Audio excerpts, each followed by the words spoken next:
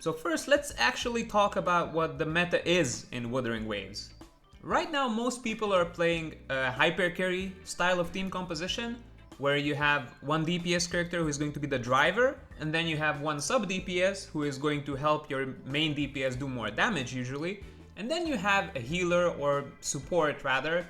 I'll talk a bit about why healing is actually not that important from the healer's kit. It's more about the damage buffs they provide. But anyway, so you have these types of classical hyper carry team compositions, and most people would consider this to be the meta way to set up a team. And but is it really the best way to play the game? And is the meta way always the actually most effective way to play the game?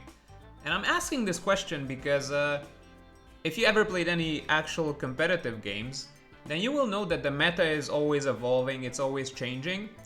And the catalyst for these changes are always people who are outliers, who don't follow the current meta, but actually, so to speak, make their own meta and make it so that the stuff that they come up with is actually better than what is the currently accepted meta. And as I said, right now, most people consider a hyper carry team style to be meta. But if you check all the difficult content clears in Wuthering Waves right now, so stuff like difficulty 6 hologram clears, stuff like getting good scores in Hazard Zone, in Tower of Adversity. So anything which is like above 20 out of the 30, right? So most of those team compositions are actually going to be, so to speak, off meta by using multiple DPS characters or summon echoes instead of transform echoes and stuff like that. And I'm not like tooting my own horn here saying that I'm like some meta forger or whatever, but if you just take a look at Rexland, for example, he's widely considered to be a very skilled player. Even though he wails, he's still a very good player at the game. And he's doing the exact same things which I am always talking about, using summon echoes to, keep his DPS going, using multiple DPS characters instead of using one sub DPS who is just buffing your main DPS. And he uses these unorthodox strategies to actually clear the harder content in the game. And so, one possible explanation for this is that both him and me, we're lucky idiots who have like really shitty team comps but still somehow manage to clear the hard content. Or maybe we just figure stuff out faster than the average player or the average spreadsheet warrior. But anyhow, let's just get back to the video. So the current endgame for Wuthering Waves is considered to be the Tower of Adversity by most people. And the reason that people don't consider hologram like the true endgame is because it doesn't reset, right? So like it's a one-time clear, you do the hologram, and after that there's really like no reward incentive for you to clear the hologram again on the same difficulty. So once you get through from 1, 2, 3, 4, 5, 6, once you've cleared difficulty 6, it's basically over. Like you don't really have any incentives to do the hologram again. And they will be adding most likely new holograms in the future, but if they don't add like a mode which is like resetting holograms, then yeah, I understand why people would say Tower of Adversity is the end game. So what exactly is the meta for Tower of Adversity?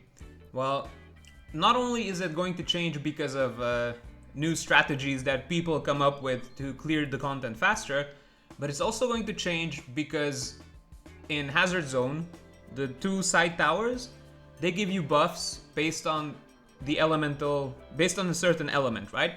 And this element is most likely always going to be, like the buffed elements are most likely always going to be the same elements as the characters who are going to be on the limited banner for that patch. So in this patch it's going to be Arrow and Electro because we have Jian and Yinlin. And then the next patch it's probably going to be, whatever element Jinshi is, and then whatever element Changli is. So most likely, certain units who might not perform that well in the current Tower of Adversity will probably perform better in the next one. So maybe characters like Spectro Rover, Chishia, or Encore, You didn't hear it from me, but I have a feeling their stocks will be rising in the next patch, right? So having discussed meta itself, what kind of team comps should you even be running?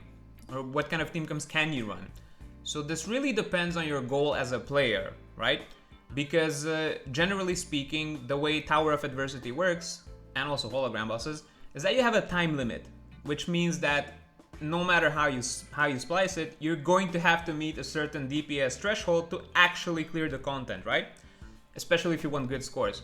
So if your goal is to get good scores, you will need to run team comps which are at least effective enough to actually clear the content in time. So running a team comp which makes no sense, like, I don't know, Gian, Calcharo, and I don't know, Havoc Rover, like these three together, they don't make a lot of sense, right? But at the same time, you can come up with unorthodox team comps, especially with certain 4-star characters, which actually work even more effectively than the currently accepted meta team comps. So what you need to do if you want to play like a wacky team comp is that you need to figure out a rotation that actually suits your playstyle. And what I mean by that is that every single character, the way they work their skill set is that they have a certain burst window during which they deal their most damage, and then they have a downtime. So if you can line up those downtimes so that during the downtime of one character, your other character is going to be in their burst window, and if you can rotate between these downtimes and burst windows, then you can easily run like a triple DPS comp even, and make it work very well.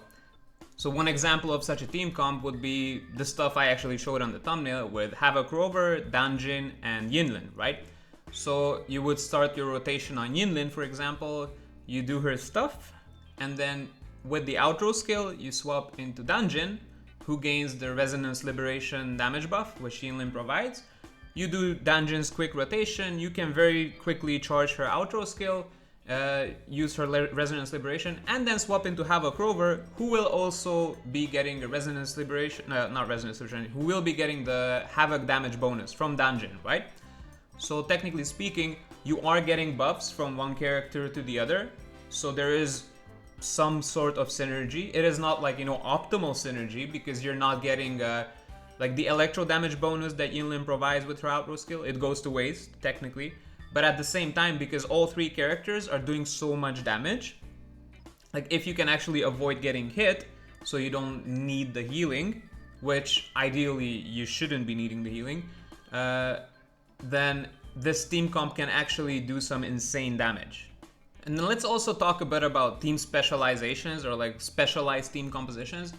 And Hyper Carry playstyle is actually one of these specialized team compositions, and it is a good way to play the game, especially on the current Arrow side of the Tower of Adversity, because GN wants to play in a Hyper Carry team comp.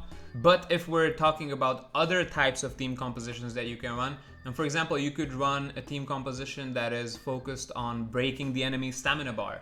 So if you're up against bosses and you want to make sure that you have more windows for uninterrupted DPS rotations, then you would be more likely to want to run a team composition like this. For example, let's say you would run Yinlin, Yuanwu, and Danjin.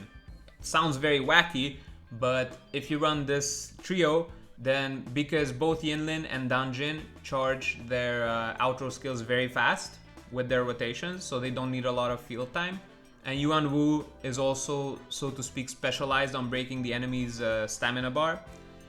With this team comp, you can basically keep breaking the enemy's stamina bar, and you get uninterrupted DPS rotations. Those DPS rotations will be doing less damage than if you had Verena instead of Yuanwu, but because you get them more often, you can actually, in the end, clear the hologram boss either around the same time or maybe even a bit faster.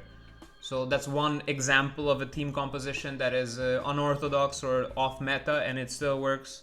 Another thing is that depending on the DPS character you're running, you can run 2 DPS characters and effectively play both more or less at the same time with a quick swap playstyle. The best example for this is Calcharo and Yinlin. So if you run Calcharo with Yinlin, then both of them have attacks which you can quick swap cancel very effectively, and line up the thing I talked about before, their uptime and the downtime of the characters. You can line it up so that Calcharo's uptime is when Yinlin's downtime is happening, and vice versa. So you can basically keep swapping between them, and then every maybe second or third like quick swap rotation, you can also swap back to your support. So like Verena, for example, apply her damage buffs again, and then start the quick swap rotation all over again. So before wrapping up the video, I just wanted to go over in a bullet point fashion of like the main points that you should be paying attention to when making team comps. And the first is that you have to pay attention to what content you're going up against.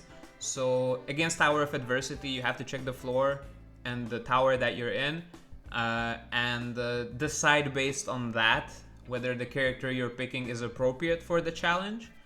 And for hologram bosses, you have to check the boss's moveset and see if the character you're playing is actually appropriate against that boss. So for example, Tempest Mephis, if you have a character who has a very hard time to parry, so for example, gun characters, their parry windows are dog shit, but the Dungeon's parry windows or Jian's parry windows are amazing. So Dungeon and Jian are going to be amazing against the Tempest Mephis, but gun characters like Chixia, they're going to be dog shit. So pay attention to that. Then pay attention to the synergies between the characters. So for example, if one character has a high resonance liberation multiplier, then running them with a support or even a sub DPS who gives resonance liberation damage boost on their outro skill is going to be a good combination, right? So pay attention to that, but don't get bogged down in the numbers, because what the most important thing is, and this is going to be the third and last thing that is on the team comp bullet point list, is that you have to be able to line up the downtime and the uptime of the different characters in the team. And you want to minimize the time you spend on a character who is currently in the downtime, so to speak. So yeah, I hope you guys enjoyed the video. Leave a like and subscribe if you did, or a dislike if you didn't. Let me know in the comments what kind of team compositions you guys play, and if this video actually changed your mind about the type of team compositions that you want to play. So that's it really for today. I'm Dr. Misk. Until next time, peace!